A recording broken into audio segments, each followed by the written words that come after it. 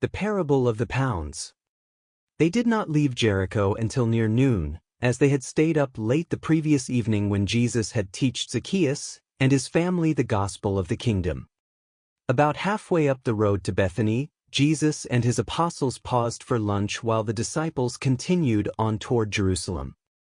Unlike the parable of the talents, which was taught to all the disciples, the parable of the pounds was particularly directed to the apostles. It was largely based on the story of Herod Archelaus and his futile attempt to reclaim dominion over the kingdom of Judea. This is one of the few parables that Jesus based on a historical event.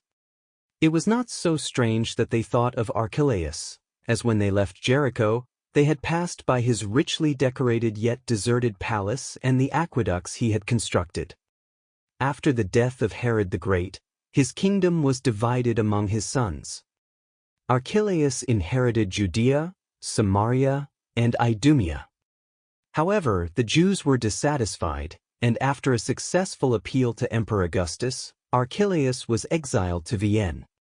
This transfer of power occurred 24 years earlier. Judea became a province of the Roman Empire and was governed by Pontius Pilate at that time.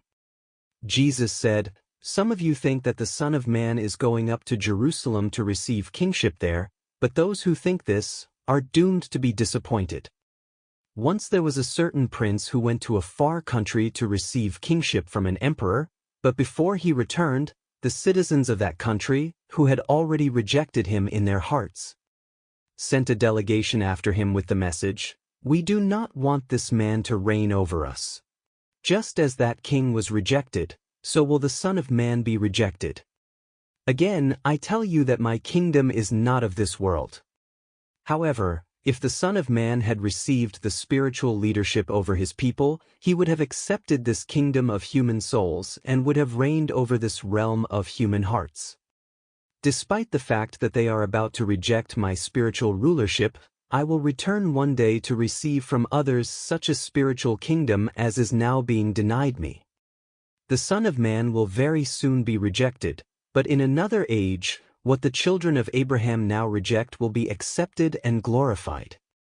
Before the rejected king traveled to a distant country to receive his crown, he called his special stewards together to give each of them 1 pound of gold. He instructed them to use this wealth wisely, to trade diligently with this entrusted money during the time the king would be absent, so that they could justify their stewardship with the achieved results. For when I return as king, I will ask for an account of this capital. And even if my kingship is rejected and I do not return, another king will be sent to receive this throne. And this king will also call you to demand the return on the talents entrusted to you." When the king returned from his long journey with his crown, he called his stewards together to give an account. The first came forward and said, "Lord, your pound of gold has increased 10-fold through trade." The king replied, "Well done, you are a good servant. Because you have proven to be faithful in this matter, I will give you authority over 10 cities."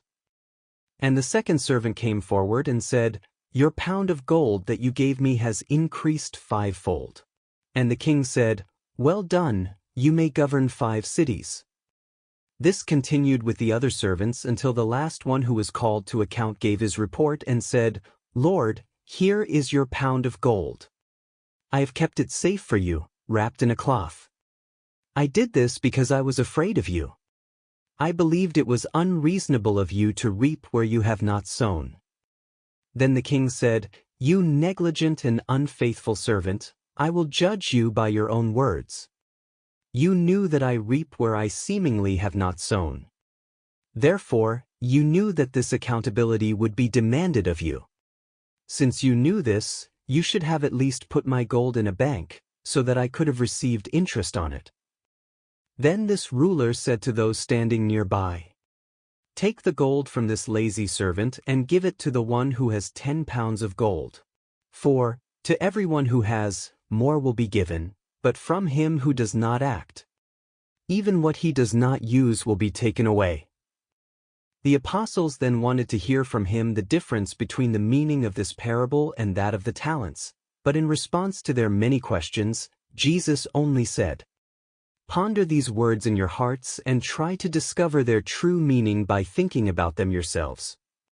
It was Nathanael who in later years taught the meaning of these two parables very well, summarizing her teaching in the following conclusions. 1. Ability is the practical measure of the opportunities in life. You will never be held responsible for what exceeds your abilities. 2. Faithfulness is the unfailing measure of human reliability. He who is faithful in small things will likely also show faithfulness in everything that matches his gifts. 3. Heaven gives a lesser reward for lesser faithfulness when the opportunities are equal. 4. But it does give an equal reward for equal faithfulness even when the opportunities are lesser.